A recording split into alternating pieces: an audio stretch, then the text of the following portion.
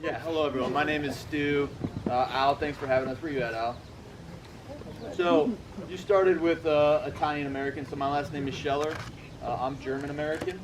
So my grandfather actually came over with his parents, so about was that 2-3 generations ago, and then he went and fought in Normandy. He actually landed on the beach in Normandy, and he influenced me a lot.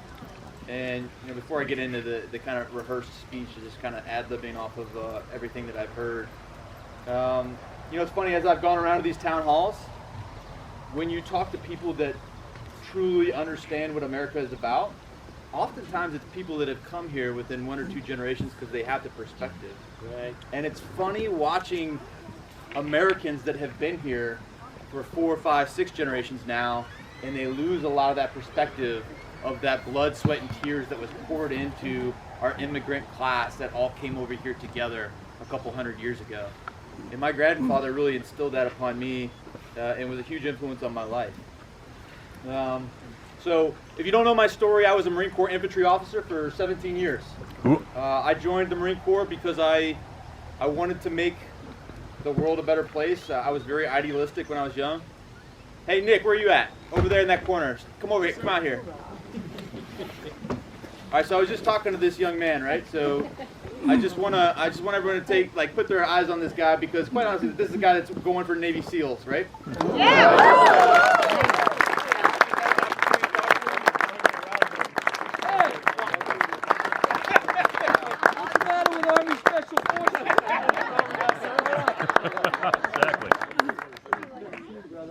But I guess the point I wanted to make with Nick coming up here, I'll call you out, so I apologize if I'm embarrassing you.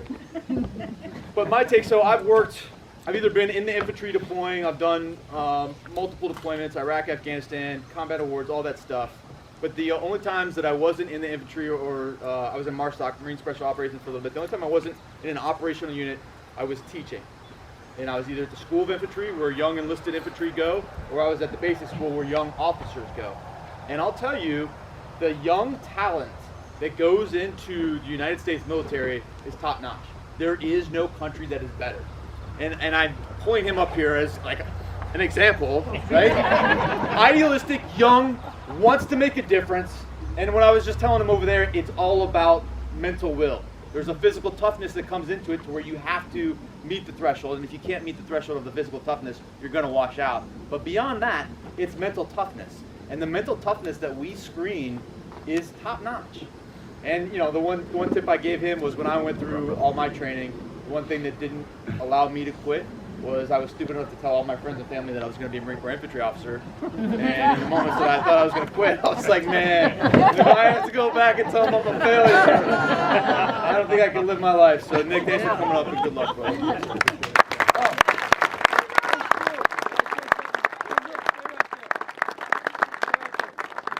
So, funny story. I'm a colonel in the Pentagon, and we get a call saying, hey, we got positive ID of 2 citizens, 1 American citizen and 1 Dutch citizen, that were taken by Al-Shabaab terrorist organization in Somalia. I'm getting ready to walk out of the Pentagon, 7 o'clock, phone ring, and I get this. I go, okay. So I call a couple of my guys in, we come in, we huddle around, we figure it out, we go, boom, okay. So we had to call all the general officers in, all the admirals in, and we get them in there, and this is a pretty short fuse thing. Navy SEALs get the mission. SEAL Team 6. I put together, working with SEAL Team 6, they put together the stuff, we get the briefing, I get it all together, I put it into the presidential briefing, and I'm getting ready to go over to the White House with General Neller, the J3 of the Joint Staff, General Neller, a Marine Corps general, former Commandant of the Marine Corps, and General Neller is wrapped tighter than a 10-day clock, right? He's the worst. Yeah. But he really liked me. And he looked like a quintessential Marine. He looked like a bulldog, didn't he? He was so old. He had that face, the forehead was all Air Force officers were scared shitless of him. So we're in there briefing him on the thing, and I go, hey, we need 6 Blackhawks. We need 5, but we gotta have 6. So 6 to make 5, just in case one goes down. And he's like, he gets really down in the tactical weeds for a 3-star general at the Joint Staff. And so I was ready for him that night. And he says to me, he says, so Don, why do they need 6? 6 Blackhawks? And I go, yeah, they need 6 Blackhawks. The whole tactical plan supports it. And I go, plus one of the helicopters is reserved for the movie equipment and the hair product for the SEALs. Because when they go on missions, they get on the ground and they secure the area and they do some filming for their next movie. Right? So they all have to have great hair. That's why I know he's going to make it.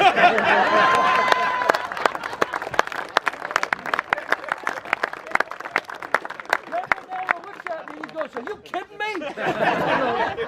Everybody else is laughing, and he's like, it's a joke. I'm not sure whether I should be flattered or offended. No, you're good. Look, my hair, Army. His hair, look, Marine Corps. Look at that.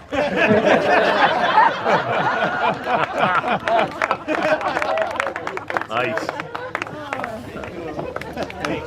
Good luck, man. Good luck, brother.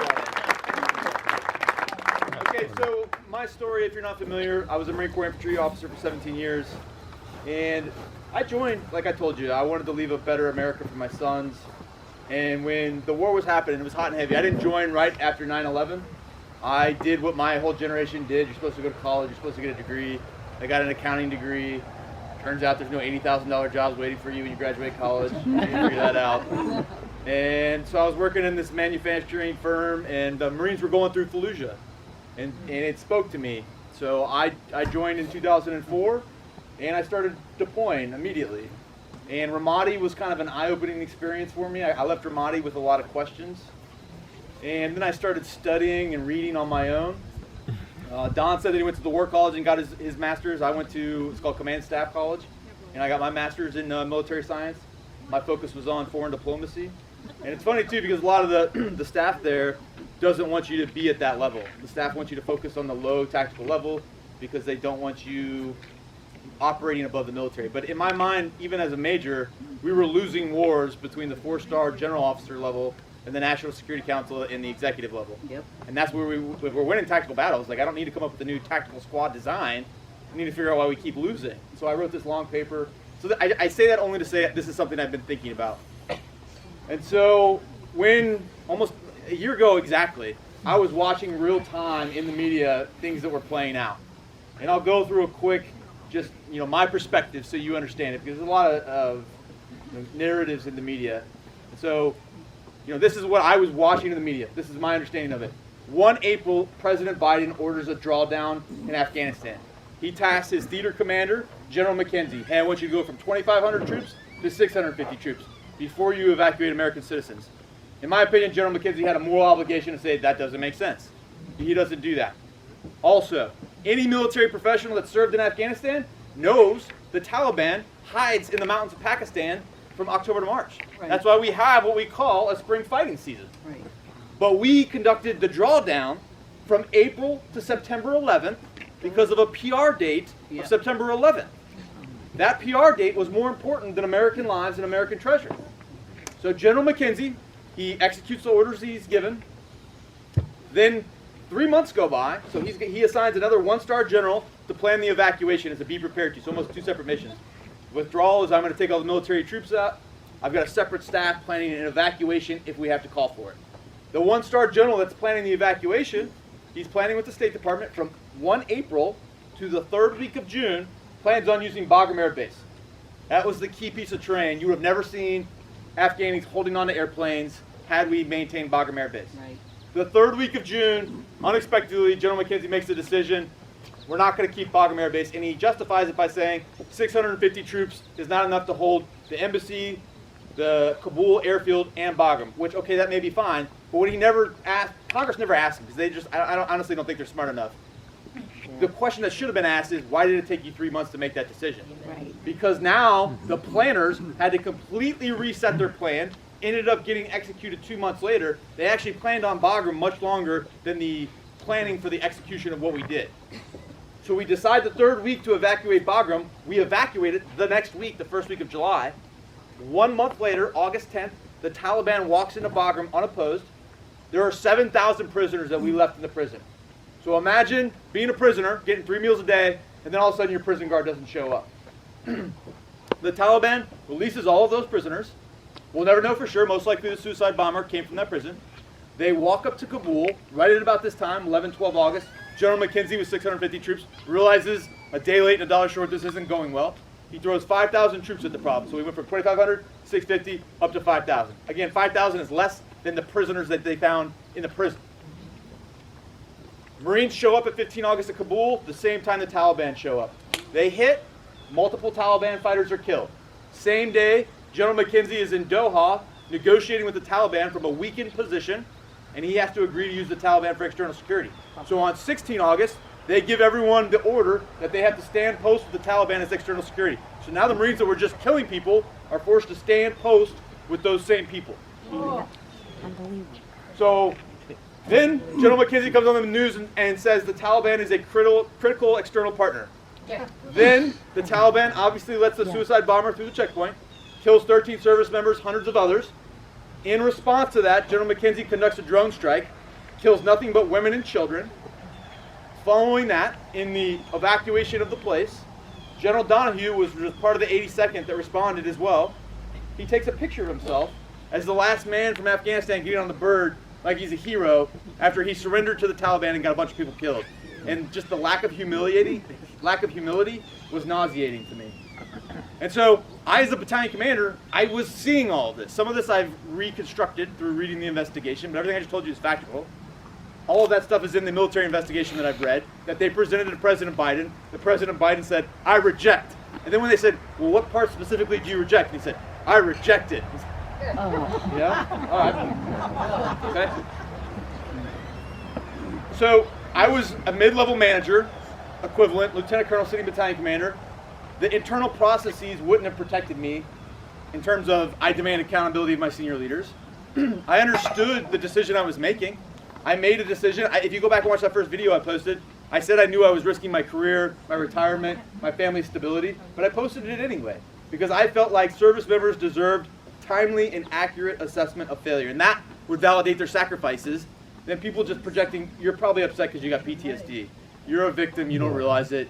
Go get help, we understand, you don't. It's not true. Especially in this technological era, like I can see what you're doing wrong.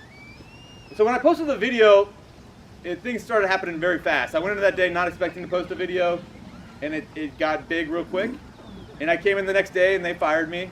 And I expected it to be fired, so it wasn't a shock, but I thought there would be an investigation. That's how it's supposed to work. I mean, when General McKenzie killed nothing but women and children, there was an investigation for 6 weeks, and then they found he was not culpable, right? So I assumed there would be an investigation, but there wasn't. They just lost of trust and confidence, you're done. Okay? And then I had former bosses getting on my social media and calling me not honorable because I didn't resign, and people were questioning my honor, and then my boss essentially told me I was going to be shuffled up to Quantico, and I would sit in a cubicle, await further legal action. As long as I didn't speak, they would take care of me. And I knew, unspoken, that they'd try and put their arm around me and be like, you got PTSD. No, I hear you say you don't, but I know you do. Why don't you go get help? We'll take care of you. Just stay quiet. We got you, right? And I just couldn't live my life like that. I couldn't limp towards retirement for 3 years, knowing what I said was true, knowing that they weren't addressing the content of my statements. And so that's when, 2 days after posting that first video, I started strategizing and thinking, I'm going to take this fight to them. And I started posting more statements. Once I made a second video, they challenged my mental health. They forced me to go to a mental health evaluation. So I had to go to the doctor, and there's like this moment where you're talking to the mental health doctor, like if he admits me, then everything I've done is for naught. Yep. And the doctor was real cool. He was like, yeah, I don't think you're crazy. Thanks, Doc. Thanks, Doc. So I submitted my resignation, and they wouldn't accept it because they wanted legal action. So I was like in this stalemate. And so I kept making statements. Then they put me under a gag order. And then they offered me a legal deal. Then I made another video. And then they rescinded the legal deal. Then we were in this place where it was like, I don't know what's going to happen next. And I still didn't have the investigation. There was an investigation currently. So, like, first time in the Marine Corps, an officer has been offered a legal deal without an investigation being completed. They just wanted it done. And so, under the gag order, I knew the generals were finally testifying to the House and Senate Armed Forces Committee on a Tuesday, Wednesday, respectively. And I was going into a Saturday. And I thought, you know, they're not accepting my resignation. They're not giving me a legal deal. Like, I'm in purgatory right now.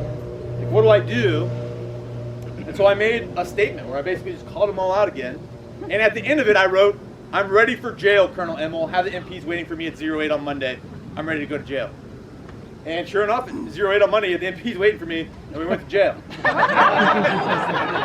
I did it. Yeah. Yeah. I would have waited till 12 noon. After lunch. So a couple things on that. So one, I read I'm a fairly intelligent guy. Like, I read the manual for court martials, and quite honestly, they didn't have the legal ability to do it. They had to justify that I was a flight risk, and I had been coming into work every day. So even though I was kind of baiting them, to see if they would overreact, and they did. So they put on the confinement order that I was a flight risk, which is a lie. But that's fine. I expected them to do that. And I was hoping that that move of mine would apply pressure on the general officers. And it did. So there's this, like, when you're in solitary confinement in jail, you get 2 times out. You get a time, like, outside playground, 1 hour, and you get, like, 1 hour TV time. So for my 1 hour TV time, I watched Fox News, and I watched them talking about me. It was like such a surreal moment. But I overestimated Congress's ability to influence the general officers. And so the whole time, soundbite to anger, but the DOD, the lever Congress has is the budget. And what wasn't in the news concurrently was they passed a $750 billion budget without one congressional member saying, hey, I have a question. You left $80 billion in Afghanistan. What if we just take $80 billion off the top unless you give me 5 names of people that are responsible for leaving all that gear there for the terrible plan? Because, I mean, to do that could get spun as anti-military. And that would go against self-preservation. It would take courage to do that. So I got out of jail like the first week of October, and at that point, you know, I'm still under a gag order, and the return on investment for further statements wasn't there. I would have gone to jail for like years, dishonorable discharge, and I was like, I need to wait this out at this point. And I got court-martialed. I had to resign short of my retirement, and I got out Christmas Eve. And in that time, from the first week of October to Christmas Eve, I can't explain to you how torturous it is to be legally unable to speak and have people be like, he's a fascist. He's a suffering veteran with PTSD. He's a racist. He's politically motivated. He's financially motivated. Everything but maybe he's like a good guy that loves America, right? Said nobody. And so I think also what was really painful during that time is none of my former bosses, you know, I've been in the Marine Corps for 17 years. Like, I didn't get to be a sitting battalion commander of 17 years by saying whatever I wanted whenever I wanted. I agree that there has to be order to the system. I agree that the cliches, pick your battles, you can be right and still be wrong, apply. And you have to apply judgment. But in that judgment, you have to also admit that there are exceptional times where you may have to break rules to point out something that could catastrophically lead down a path that is going to end worse for our children, right? And so in that time when none of my bosses reached out to me, and that was hard for me, right? Because, like, here's a guy, he's been fired, I was going through a divorce, I just got out of jail. You know, my life was upside down. You would think one person would reach out and be like, hey, Stu, I don't agree with what you did, but from like a human level, are you okay? Like, nobody did that. But Don Bolduc, not even knowing him, reached out to my family. And my parents were like, hey, Stu, this general, he was an Army SF, he's really been helping us. Which is probably why my mom's telling you that I should tuck in my shirt, right?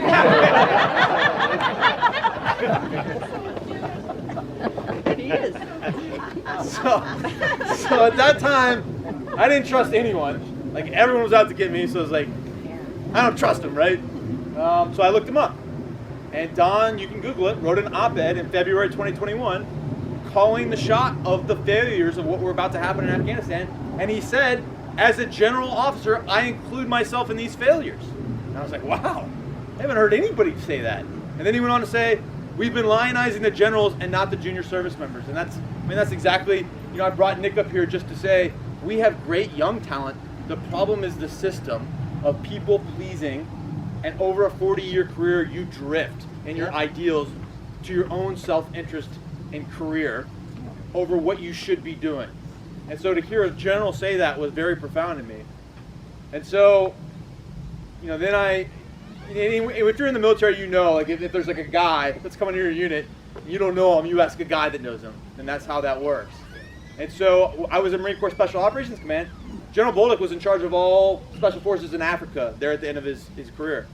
And when I was at MARSOC, Marine Special Operations, I was a battalion XO, my battalion commander had worked in Africa. So I asked him, hey sir, what do you think of this guy, Don?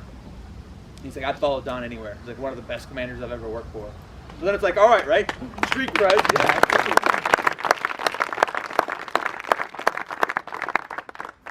So I came out here a week ago.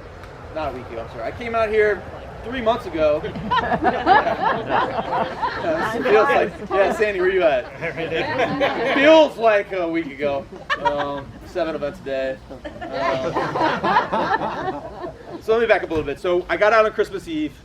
When I got out on Christmas Eve, for 2 months I just hit the media because I told you it was so painful for me that I couldn't speak, that I tried to tell my side of the story for 2 months. And then I wrote a book. So from March to mid-April, I wrote a book. And I don't know, publishing now, I finished the book mid-April, like final edits, and they're like, it'll come out September 6th. And I was like, September 6th? And they're like, I know. COVID, paper, something. I'm like, all right, whatever. And then I had to come up with a plan, like, what am I going to do from April to September? And I decided I was going to go across the country and start helping politicians that demonstrate courage. I love it. Because, so the story I told you about Congress, it was like, I don't care what party you're all cowards. Like, every single one of you. Like, I just want somebody that has courage. I'm a conservative, but at the same time, it was just eating me. So I found veterans that I thought had courage and started supporting them. Because of the connection I had with Don going through my ordeal, I came out here about 3 months ago and did a week with him. And just listening to him, I became a believer. And so when I left, I told him, hey, Don, the one takeaway from this trip, I don't know how much I helped you, but I'm a believer in you. Anything I can do to help you. And so I'm still going around the country. I was in Ohio. I'm going back to Ohio, so I'm establishing residency in Ohio. That's where I'm from. That's where I went to the University of Cincinnati. And there's a congressional candidate I was supporting. Anyway, we're talking about the Senate race in Ohio. There's a senator named Rob Portman. He's a Republican, and he is resigning, stepping down, right? End of term, not going to run again.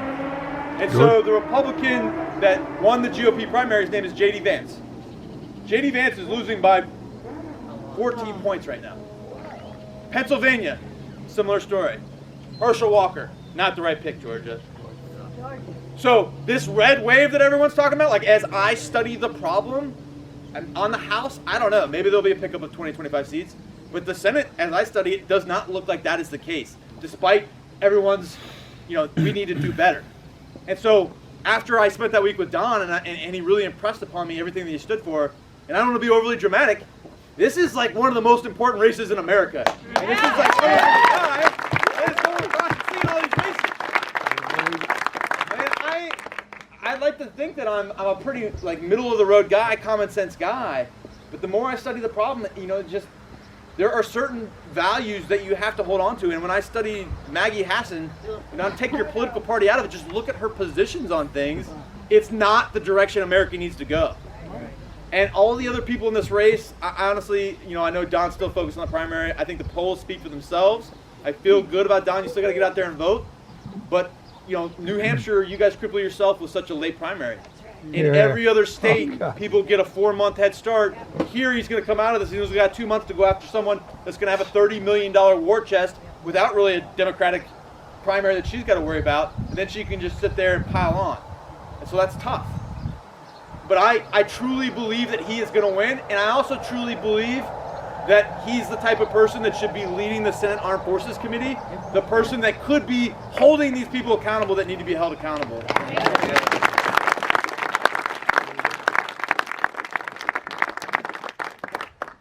All right. Hey, Bob, can you hand me that glass of wine? Getting a little rough there.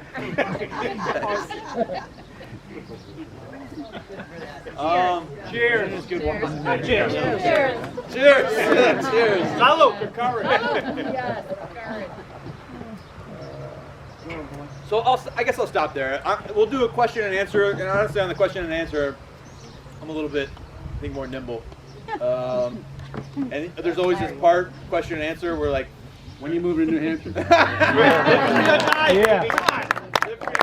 Good question. I made a post last time I was here with Don. I got a pretty big social media following, and I ended it with "Live Free or Die," New Hampshire state motto, and everyone's like, "That should be America's motto." Like, everybody loved it. Like, I don't think a lot of people knew it. And now I had like thousands of people saying like, "I want that." Like, we're taking that to our state. So we'll do a question and answer, and then there's this awkward moment where no one asks questions, and then I'm gonna stare at you until we get the first one.